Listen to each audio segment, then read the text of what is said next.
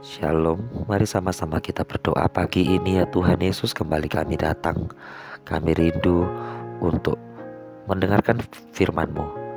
Berbicaralah kepada kami siap mendengarnya. Dalam nama Yesus kami berdoa, amin. Mari sama-sama kita buka Alkitab kita, 1 Petrus pasal yang keempat. Kita mulai dari ayat yang ketujuh. Hidup orang Kristen. Kesudahan segala sesuatu sudah dekat, karena itu kuasalah dirimu dan jadilah tenang, supaya kami dapat berdoa. Tetapi yang terutama, kasihlah sungguh-sungguh seorang akan yang lain, sebab kasih menutupi banyak sekali dosa. Berilah tumpangan seorang akan yang lain dengan tidak bersungut-sungut. Layanilah seorang akan yang lain sesuai dengan karunia yang telah diperoleh tiap-tiap orang, sebagai pengurus yang baik dari kasih karunia Allah.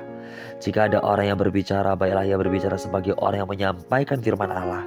Jika ada orang yang melayani, baiklah ia melakukannya dengan kekuatan yang dianugerahkan Allah, supaya Allah dimuliakan dalam segala sesuatu karena Yesus Kristus. Dialah yang empunya kemuliaan dan kuasa sampai selama-lamanya. Amin. Saudara-saudara yang terkasih, janganlah kamu heran akan nyala api siksaan yang datang kepadamu sebagai ujian, seolah ada sesuatu yang luar biasa terjadi atas kamu. Sebaliknya, bersukacitalah sesuai dengan bagian yang kamu dapat dalam penderitaan Kristus, supaya kamu juga boleh bergembira dan bersukacita pada waktu Ia menyatakan kemuliaannya.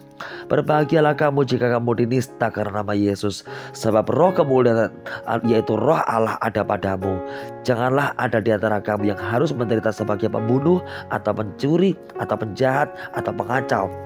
Tetapi jika ia menderita sebagai orang Kristen, maka janganlah ia malu, melainkan hendaklah ia memuliakan Allah dalam nama Kristus itu. Karena sekarang telah tiba saatnya penghakiman dimulai, dan pada rumah Allah sendiri yang harus pertama-tama dihakimi. Dan jika penghakiman itu dimulai pada kita, bagaimanakah kesudahannya dengan mereka yang tidak percaya pada Injil Allah? Dan jika orang benar hampir tidak diselamatkan, apakah yang akan terjadi dengan orang fasik dan orang berdosa?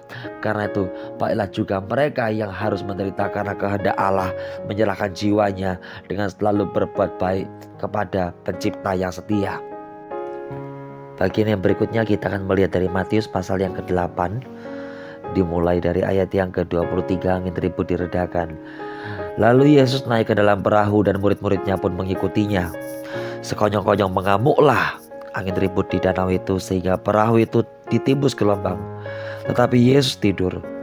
Maka datanglah murid-muridnya membangunkan dia, katanya, "Tuhan, tolonglah, kita binasa." Ia berkata kepada mereka, "Mengapa kamu takut, kamu yang kurang percaya?" Lalu bangunlah Yesus, menghardik angin dan danau itu, maka danau itu menjadi teduh sekali. Dan heranlah orang-orang itu, katanya, "Orang apakah dia ini, sehingga angin dan danau pun taat kepadanya?" Dua bagian firman Tuhan yang luar biasa yang kita renungkan saat ini ya saudara.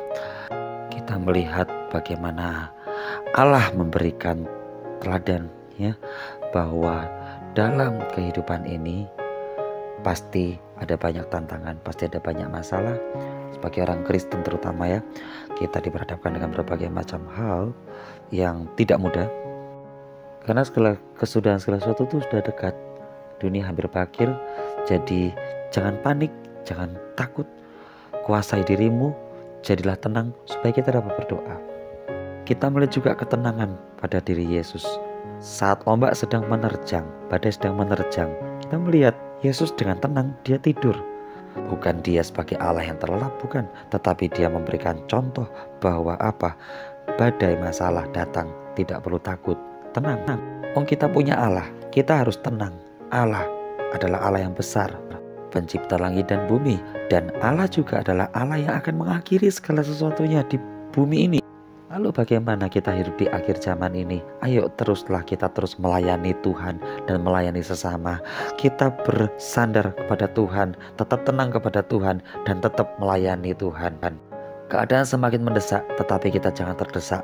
Keadaan makin menghimpit, tetapi kita jangan terhimpit. Keadaan semakin menekan, tetapi jangan kita tertekan. Makanya di saat murid-muridnya itu panik, Yesus berkata, "Kenapa kamu takut, kamu orang-orang yang kurang percaya?" Yesus tidak memberikan contoh untuk panik, tetapi Yesus memberikan contoh tenang. Keadaan semakin menghimpit, semakin menekan, tetap tenang, tetap bergembira dalam Tuhan. Karena Allah tempat kita bersandar adalah Allah yang maha besar dalam nama Tuhan Yesus Kristus. Jadi tetaplah tenang, tidak perlu panik. Tetap tenang supaya dapat berdoa, melayani Tuhan. Tuhan Yesus memberkati. Amin.